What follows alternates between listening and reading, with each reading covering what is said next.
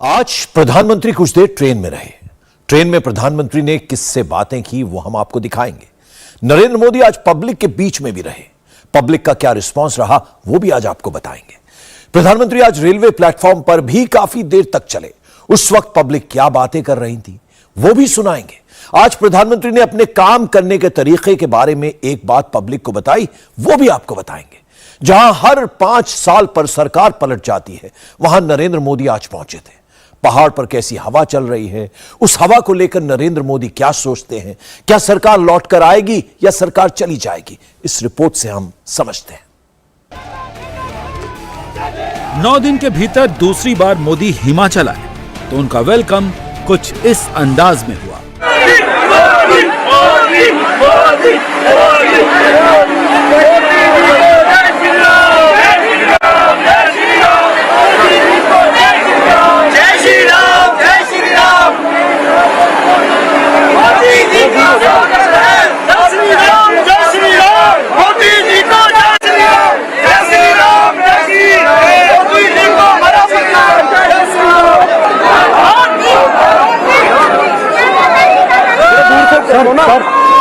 थोड़ा साथ हो जाइए आप।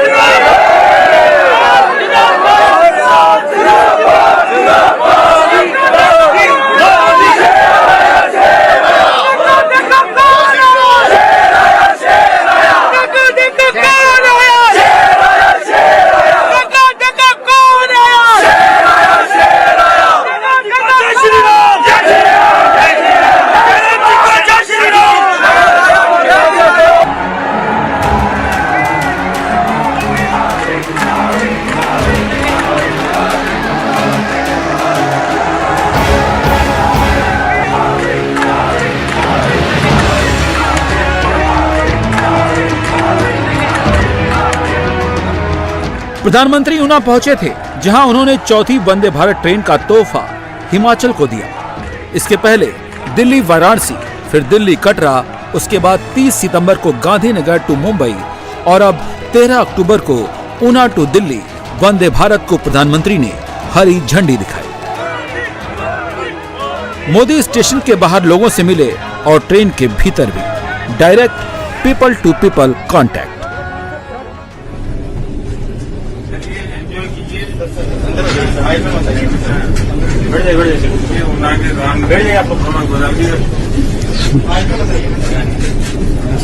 नमस्कार सर। नमस्कार सर। नमस्कार सर।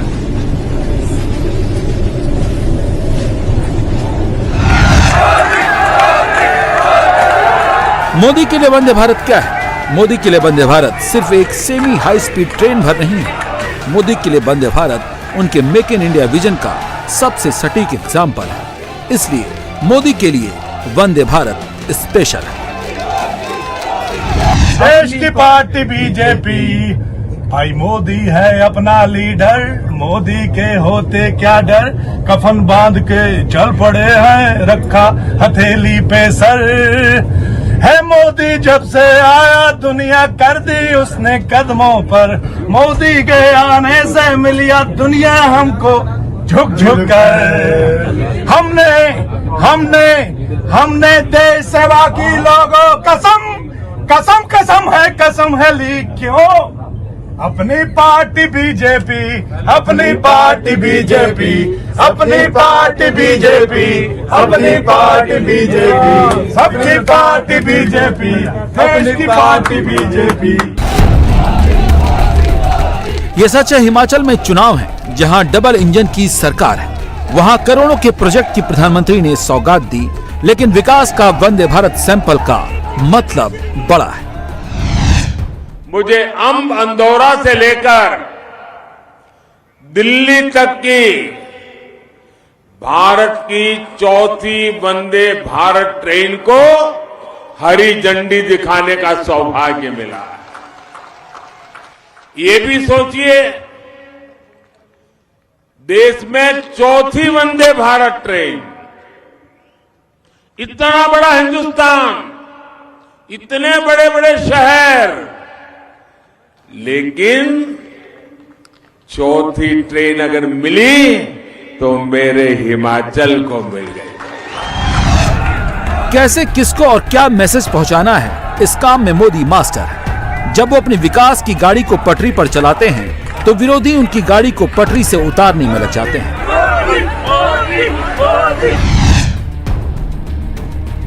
30 सितंबर को गांधीनगर टू मुंबई वंदे भारत को मोदी ने हरी झंडी दिखाई थी और जब वंदे भारत चली तो 2-3 घटनाएं हुई और मोदी विरोध की लंबी लाइन लग गई। फैलाया गया कि वंदे भारत से भैंस की टक्कर हो जाती है, वंदे भारत पटरी से उतर जाती है। मोदी ने ये कैसी वंदे भारत बनाई?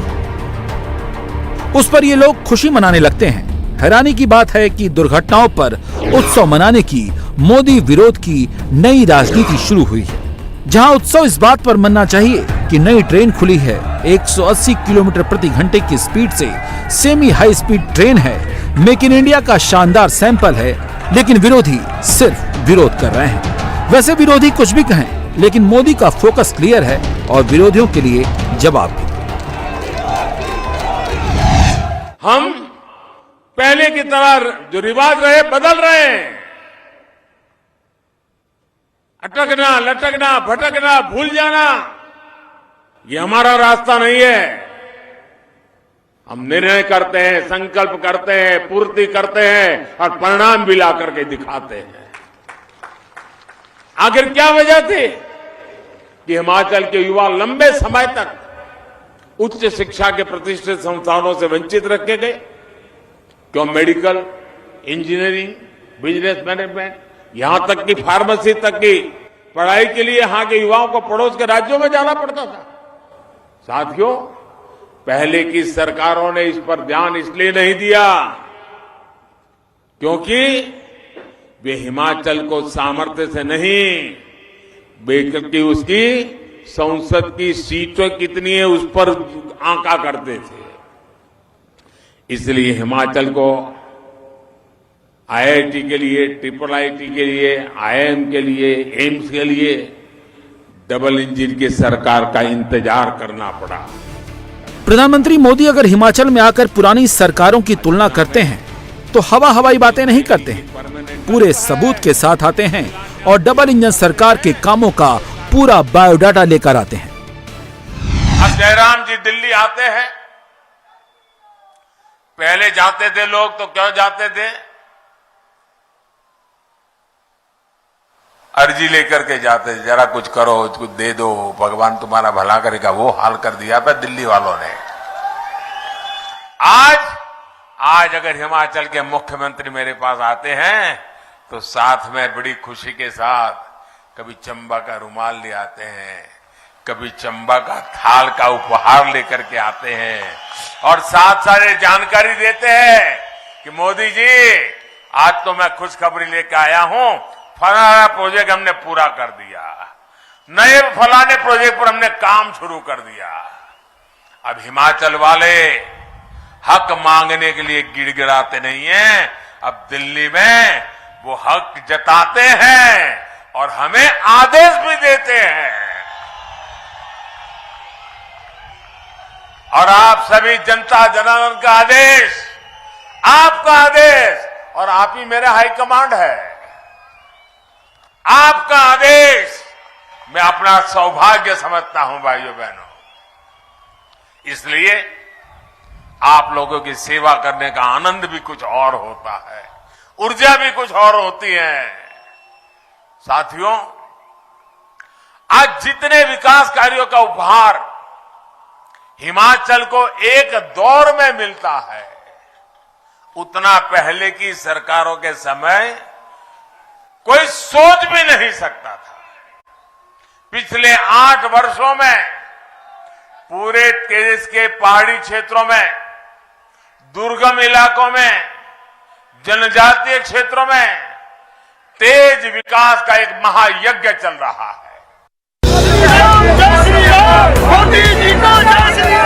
जिस महायज्ञ की बात मोदी कर रहे हैं उसको आप इन आंकड़ों से समझ सकते हैं। सिर्फ हिमाचल प्रदेश के चंबा के लिए 3000 करोड़ रुपए की योजना का शुभारंभ किया गया। कुछ दिन पहले बिलासपुर में एम्स समेत कई दूसरे क्षेत्र में करीब 3650 करोड़ रुपए से अधिक के प्रोजेक्ट की नींव रखी गई। जम्मू कश्मीर को 20,000 करोड़ की परियोजना दे चुके हैं मोदी, जिस पर काम चल रहा है। उत्तराखंड पर प्रधानमंत्री की खास नजर है। 12,000 करोड़ के 4 धाम प्रोजेक्ट पर काम चल रहा है। ये प्रधानमंत्री का ड्रीम प्रोजेक्ट है। पूर्वोत्तर में भी केंद्र सरकार लगातार करोड़ों के प्रोजेक्ट पर काम कर रही है। प्रधानमंत्री जो बातें कर रहे हैं, क्या ये बातें सिर्फ चुनावी हैं? अगर प्रधानमंत्री के दावे सही हैं, तो उसका असर क्या हुआ है? जिस डबल इंजन सरकार की ताकत का जिक्र मोदी कर रहे हैं, उस ताकत ने जमीन पर क्या किया है, ये जानना बहुत जरूरी है। ये हिमाचल के कुल्लू जिले का कुर्जा गांव है। इस बार हिमाचल में क्या होने वाला है? सरकार डबल इंजन वाली होगी या सिंगल इंजन वाली? 3 वादियां हैं और ये 150 साल पुराना मकान आप देख रहे हैं और चुनावी मौसम है, इसलिए मैं कुल्लू डिस्ट्रिक्ट के करजा गांव में हूं और ये मनाली तहसील में पड़ता है। और इस वक्त मेरे साथ यहां गांव के लोग हैं, ज्यादातर इनमें किसान हैं। तो आज हमने ये सोचा कि ये जाने कि इस बार हवा किस तरफ बह रही है, क्योंकि चुनावी साल है और चुनाव सर पर है। साल के आखिरी में चुनाव होने वाले हैं, तो हवा किस तरफ बह रही है जरा ये जान लेते हैं। तो सर ये बताइए आप कि ये, वैसे हम आपको बता दें कि ये लाल टोपी पहने हुए हैं, तो हमेशा हिमाचल में लाल और हरी टोपी की भी लड़ाई रहती है। तो आप सर ये बताइए कि इस बार हवा आपको क्या लग रहा है, किस तरफ बह रही है? बीजेपी की लहरी सर, मैं तो बीजेपी की तरफ। बीजेपी की तरफ बह रही है। कारण क्या समझते हैं आप? कारण विकास, चौमुखी विकास, केंद्र में भाजपा और स्टेट में भाजपा, और आगे भी हम इस बार रिवाज बदलने की कोशिश करेंगे। और हमें तो लग रहा है कि ये हवा पूरी बयार जो बीजेपी की तरफ ही है। बीजेपी की हवा नहीं है इस बार, क्योंकि बीजेपी और हर बार क्या होता है कि कांग्रेस और बीजेपी बदलाव होता है। इस बार जो है बदलाव जो है वो आम आदमी पार्टी की तरफ हो रहा है। वाह, देखिए ये बड़ी एक अनोखी बात देखने को मिली है कि इस बार बदलाव जो है आम आदमी पार्टी की तरफ हो रहा है, केजरीवाल की तरफ हो रहा है, ये कह रहे हैं। तो ये क्यों लगता है आपको ऐसा हो रहा है? क्योंकि यहाँ पे जो है वंशवाद और परिवारवाद जो है हावी है, और जो 75 साल में इन्होंने कुछ भी नहीं यहाँ पे किया है। ना यहाँ शिक्षा की तरफ सुधार हुए, ना स्वास्थ्य की तरफ सुधार हुए। स्वास्थ्य के लिए हमारे को चंडीगढ़ जाना पड़ता है छोटे छोटे इलाज के लिए। इतना बड़ा अस्पताल बना के दे दिया मोदी जी ने आपको। वो तो अभी बनाया, लेकिन अभी भी मुझे नहीं लगता कि वहाँ पूरे डॉक्टर और दवाइयाँ मिल रही होंगी। लेकिन आज से 75 साल तक कहाँ थे ये? आज तक दोनों पार्टियों ने क्या किया? हमारे मनाली में इतना प्रेशर है कि लाहौल स्पीति से लेकर अभी जांसकर वाले और लेह लद्दाख वाले भी मनाली में इलाज करवाने के लिए आते हैं, टनल बनने के बाद। और यहाँ मनाली का हॉस्पिटल के हाल देखो, एक भी डॉक्टर आपको वहाँ नहीं मिलेगा। कुल्लू में एक भी डॉक्टर आपको नहीं मिलेगा। स्कूलों के हाल देखो, वहाँ कई जगह स्कूल है, टीचर नहीं है। नहीं, पर बदलाव तो तब आएगा ना जब 68 सीटों पे आम आदमी पार्टी चुनाव लड़ेगी। संगठन अभी उस तरीके से नहीं होगा। ये पंजाब से तो नहीं कहीं हौसला बढ़ गया कि पंजाब में कुछ अनहोनी सी हो गई और एकदम डिफरेंट हो गया, तो आपको लग रहा है यहाँ भी हो जाएगा? किसने बोला संगठन नहीं है? हमारे हर गांव में 11 जो है हमारे मेंबर बन चुके हैं, और संगठन पूरे 68 सीटों पे बन चुका है। और 68 के 68 सीटों पे जो है प्रत्याशी आ रहे हैं, और इस वक्त जो है 40 से ज्यादा सीटें जो आम आदमी पार्टी हिमाचल प्रदेश में ले रही है। चलिए, 40 से ज्यादा आम आदमी पार्टी सीटें ले रही है, ये खैर बताएगा जब चुनाव के नतीजे आएंगे तब पता चलेगा। आप ये बताइए, क्या आपको लगता है कि जो डबल इंजन की सरकार हमेशा बीजेपी की तरफ से कहा जाता है कि स्टेट में भी अपनी सरकार हो, सेंटर में भी अपनी सरकार हो, कुछ फायदा होता है उससे? ये बताइए, किसान जो हैं उनके लिए आपको लगता है कि सरकार ने ठीक काम किया है? आपको भी लगता है कि इस बार बदलेगा नहीं, सेम सरकार रहने वाली है? ऐसा है, किसानों के लिए भी ये सरकार कर रही है। जैसे सबसे बड़ी जो गांव के लोग हैं उनके लिए सहूलियत ये है कि ये प्रधानमंत्री किसान सम्मान निधि जो है 6,000 रुपये प्रति परिवार हर साल दे रही है। और इसको जो एग्रीकल्चर की जो पॉलिसियाँ हैं वो नई पॉलिसियाँ और नई टेक्निक के लिए जो है काम कर रहे हैं। कुछ जो है, जो हमारा जो ये मनाली का एरिया है, इसमें फ्रूट एप्पल बेल्ट है। एप्पल बेल्ट के लिए जो है कुछ और ज़्यादा करने की ज़रूरत है। वैसे जो है यहाँ गवर्नमेंट रिपीट करेगी। गवर्नमेंट रिपीट करेगी, तो देखिए यहाँ ज्यादातर लोग जो है उनका ये कहना है कि गवर्नमेंट रिपीट करेगी। और अगर ऐसा होता है तो पहली बार हिमाचल में ऐसा होगा, क्योंकि हमेशा बदलाव होता रहता है, एक बार कांग्रेस एक बार बीजेपी। तो अभी ज्यादातर लोग जिनमें से हम बात कर रहे हैं उनका ये कहना है। होता था कि हिमाचल में एक माना जाता है कि 5 साल अगर बीजेपी है तो 5 साल कांग्रेस आएगी। इस बार लगता है कि बीजेपी ही आएगी। वो इसलिए कि जब से मोदी जी आए हैं तो उनके कार्यकाल के दौरान जो हिमाचल में विकास हुए वो शायद कभी नहीं हुए हैं। मैं उसका उदाहरण भी बता देता हूँ कैसे विकास है। देखिए, आज से अगर आप 10 साल पीछे जाएंगे तो मनाली से लेकर चंडीगढ़ तक जो रोड थी, अभी देखिए आप 4 लाइन कैसे, और जिस तेज़ी से बना है वो मोदी जी के कारण ही संभव हुआ। कि ऐसा कुछ नहीं है, बदलाव भी नहीं होने जा रहा है, ना ही तो हम बदलाव चाहते हैं। क्योंकि हम लोग प्रधानमंत्री मोदी से बहुत अच्छा सेटिस्फाइड हैं। उन्होंने जो विकास किया है, जो विकास की गति है, जो चल रहा है, आगे भी हम मोदी जी से यही उम्मीद करेंगे। जब तक मोदी जी हैं, जो भी काम हो रहा है ये पूर्ण रूप से पूरी तरह से हो।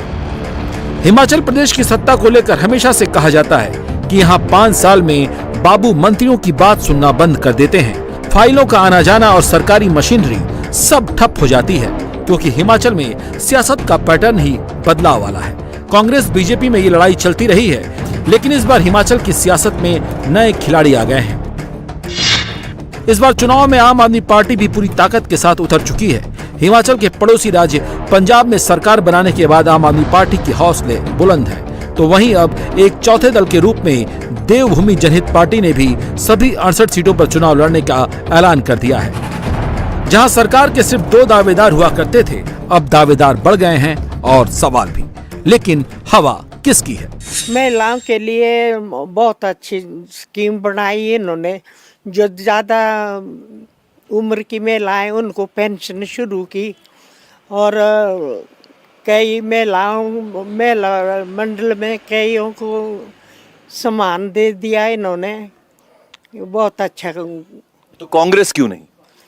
कांग्रेस की सरकार बनी नहीं, अब 2-3 साल बाद ये बीजेपी की सरकार बनी, कांग्रेस की नहीं बनी। अब तो आप जब वोट देने जाएंगी तो क्या सोचकर वोट देने जाएंगी?